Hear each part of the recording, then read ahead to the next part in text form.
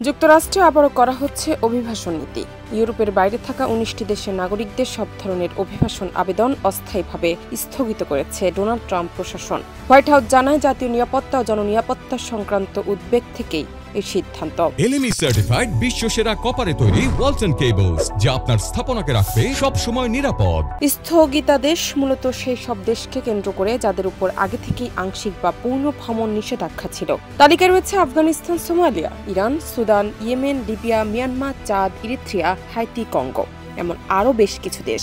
এর বাইরে Burundi, Cuba, Laos, Sierra Leone, টার্গো, তুর্কমেনিস্তান ও ভেনেজুয়েলার উপরও নতুন করে কঠোরতা যোগ করা হয়েছে।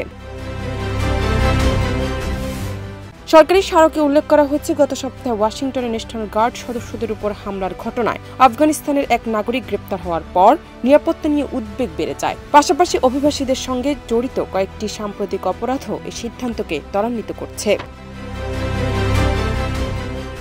দ্বিতীয় মেয়াদে দায়িত্ব নেওয়ার পর থেকে প্রেসিডেন্ট ট্রাম্প অভিবাসন নীতি কঠোর করার অঙ্গীকার বাস্তবায়নে আরও অগ্রাসী হয়েছে।